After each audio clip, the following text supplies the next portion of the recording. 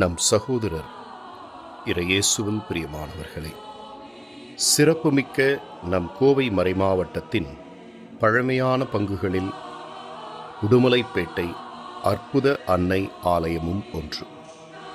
1800 காலகட்டங்களில் பொள்ளாச்சியின் கிளைப்பங்காக இருந்த உடுமலைப்பேட்டை இறை சமூகம் 1908ஆம் ஆண்டில் கிளைப்பங்கு என்பதிலிருந்து தனிப்பங்காக உயர்த்தப்பட்டது. 17/8/1908 அருட்தந்தை கொர்பியோன் அவர்களால் புதிய ஆலயத்திற்காக உடுமலைப்பேட்டையில் அடிக்கல் நாட்டப்பட்டது.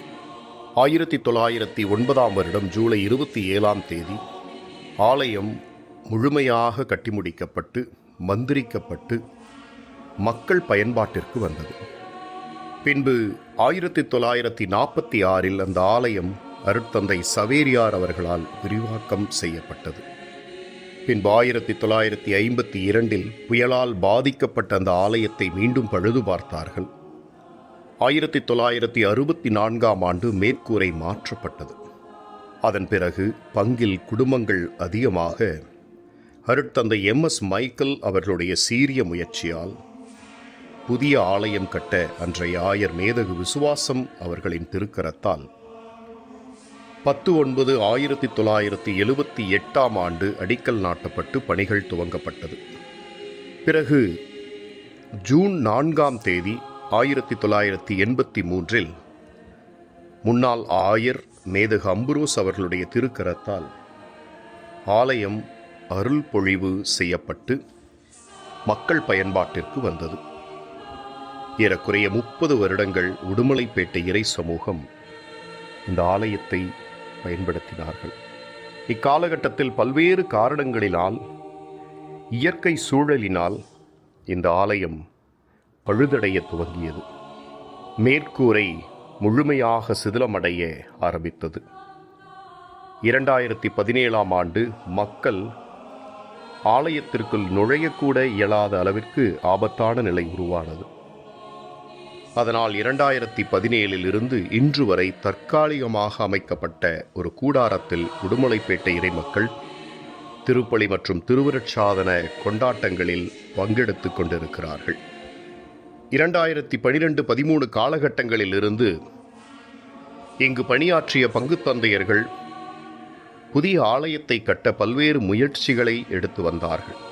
2021இல் நான் பணிப்பொறுப்பெடுத்த நாளிலிருந்து மக்களோடு இணைந்து புதிய ஆலயம் கட்ட முயற்சிகளை செய்தோம்.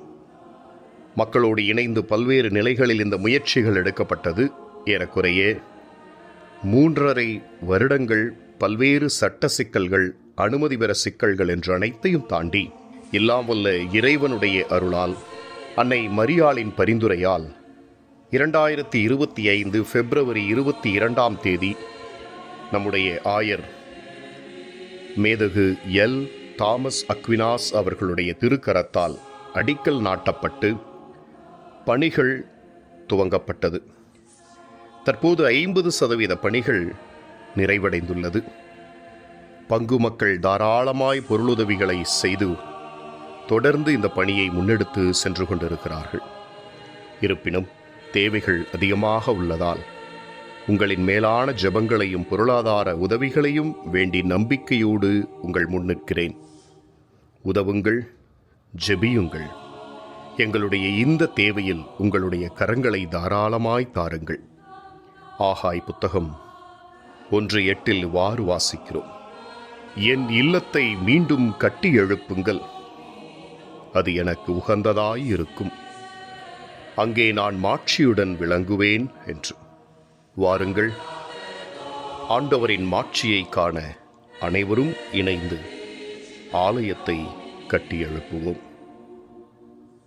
நன்றி, வணக்கம்.